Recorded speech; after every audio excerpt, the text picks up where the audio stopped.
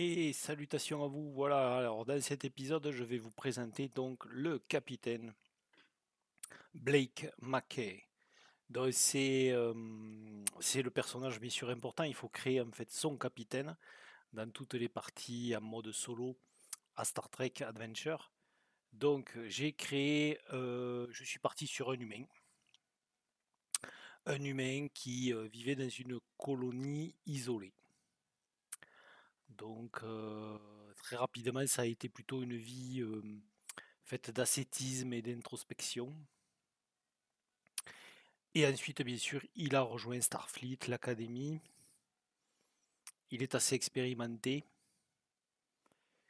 Il a choisi bien sûr le commandement, le service de commandement. Il est officier de commandement.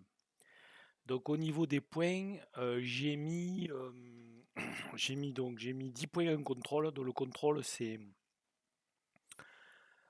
sa capacité à rester relativement calme. Voilà. Ça peut servir au combat surtout pour tout ce qui est armes à distance. Nous avons l'audace, donc là c'est plutôt l'impulsivité, l'instinct. L'audace, le brave Blake a 8, j'ai mis 8 points. Ensuite en forme, c'est le fitness, c'est plutôt l'intégrité physique, la force physique, l'agilité, la dextérité. Donc là j'ai mis quand même 12 points. Bon bien sûr c'est normal, ça vient de il est né quand même sur une colonie isolée. Donc il a eu une vie au grand air avec les difficultés liées à la survie en milieu quand même relativement hostile. Donc en insight, j'ai mis 10. 10, ouais, parce que bon, forcément, hein, il a été aussi élevé à la dure, donc il a fallu qu'il soit réceptif à tout ça, à tout le milieu. Voilà, il a une très bonne intuition. En présence, il a 9. Voilà, il est quand même charismatique, hein, voilà, il se défend un peu, bien qu'il n'ait pas, bien sûr, le charisme du capitaine Kirk. Et ensuite, il a un réseau 9. Voilà, c'est pas bien sûr un génie ou une sommité intellectuelle, mais bon, il se défend. Ensuite, pour les disciplines, bien sûr, il a un commandement à 5. Et voilà, c'est vraiment un leader, un homme né pour diriger. Autant bien sûr positivement, hein, bien entendu, tout en étant dans, euh, de monter, encourager, réassurer bien sûr son équipage. En pilotage, il a un petit 3. Ouais, il est assez médiocre, ça n'a jamais été un grand pilote. Bon, déjà, sa vie au grand air, dans des milieux hostiles, bon, voilà, c'était pas du tout sa tasse de thé, le pilotage et l'espace. Voilà, bon, il a passé quand même le niveau requis, mais on ne peut pas dire que c'est un pilote très brillant. En ingénierie, par contre, il a 4. Donc 4, c'est une valeur assez haute. Il a toujours été intéressé par l'ingénierie. Bon, déjà, il a appris un peu sur le tas dans la colonie isolée humaine, où il devait apprendre à rafistoler les appareillages, réparer tous les appareils, voire créer des pièces de remplacement. Donc il a toujours été bricoleur, voilà, dans l'âme, et il a continué bien sûr à progresser à Starfleet, à l'académie. Donc il a quand même un niveau d'ingénierie, voilà, il n'a pas à rougir quand il parle d'ingénierie, voilà, au niveau de la salle des machines. La sécurité, il sait se battre. Il sait se battre, 3. Voilà, il a une maîtrise quand même des armes et du combat non armé, mais bon, c'est vrai ce n'est pas un redoutable adversaire, voilà, comme peut l'être Kirk ou Sulu. En science, alors en science, ce n'est pas du tout sa tasse de thé. C'est plutôt un homme de la nature, de l'extérieur. Voilà, dans la science, il a un petit 2. Il n'a pas été incroyablement assidu sur ses leçons de science. et ainsi que la médecine, où il a une petite valeur de 2. Voilà, la médecine, là, voilà, il sait à peu près, bien sûr, les choses importantes qu'on a à savoir sur les corps humains, sur les animaux, sur certaines choses, mais on ne peut pas dire qu'il est brillamment expert. Voilà, donc on pourrait retirer qu'il a, voilà, par contre, un sens inné du commandement, de la réassurance, d'apporter son soutien moral, de l'apathie, de comprendre comment fonctionnent les gens et donner des ordres les plus justes possibles. Et l'ingénierie, voilà, où il est vraiment un expert dans tous les objets. Il a quand même certaines connaissances. Voilà. Ensuite, en focus, donc les spécialisations. Alors, ça a été bien sûr lettré au début de son existence sur la colonie isolée. En fait, il n'y avait pas grand-chose à faire si ce n'est à lire les livres. Voilà, à lire pas mal de livres, à regarder des bandes vidéo, à s'instruire et après à vivre à l'air libre. Voilà, donc il a une bonne connaissance en histoire. Il a aussi une connaissance, elle y a plus très assez tôt dans sa vie. Il a trouvé ça très intéressant. C'est l'anthropologie. Ensuite, on peut compter sur de la diplomatie aussi. Il a appris à négocier. Il est toujours dans la négociation.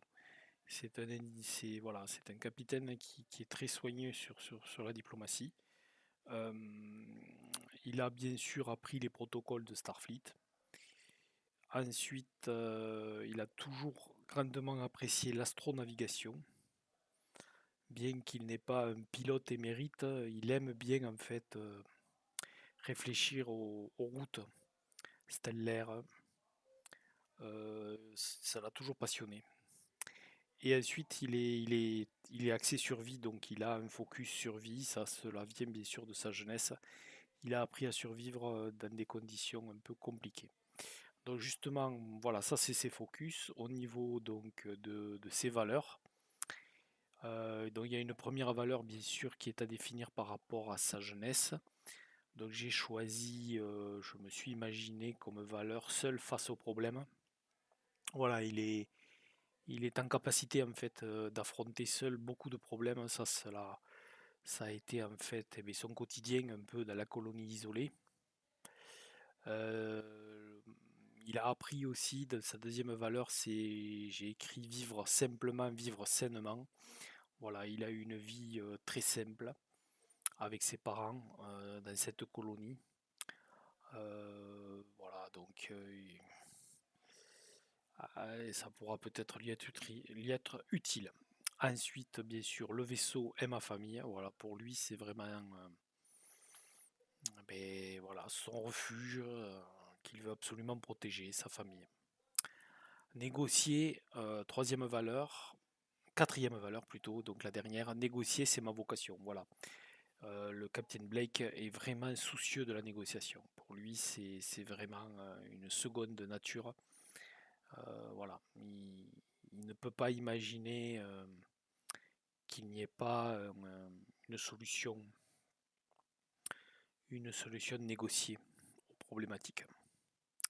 Voilà. Ensuite, il a eu donc deux événements majeurs dans son existence.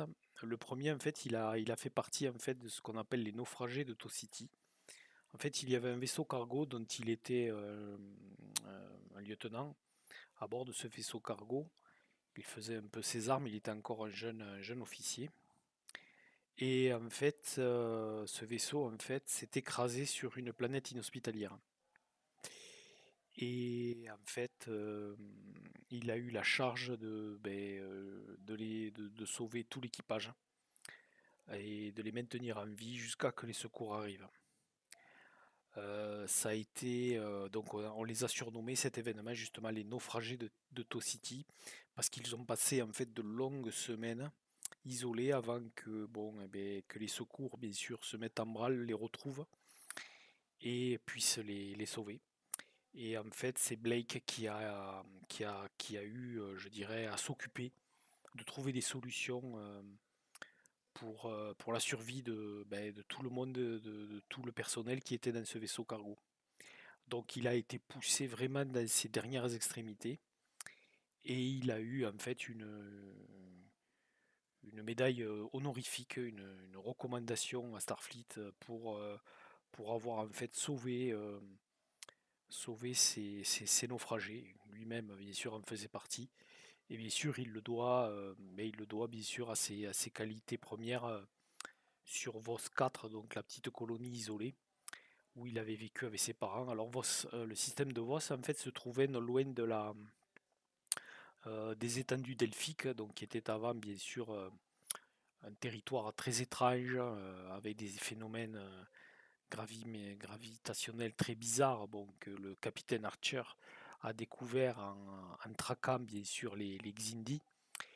Euh, et après, ces étendues, une fois que le capitaine Archer a géré le problème, ces étendues se sont ouvertes en fait. Les problématiques spatiales se sont totalement assagies et il y a eu une petite vague d'installation, de colonisation. Voilà. Et donc Vos 4 a été peuplé petitement à partir de cette période.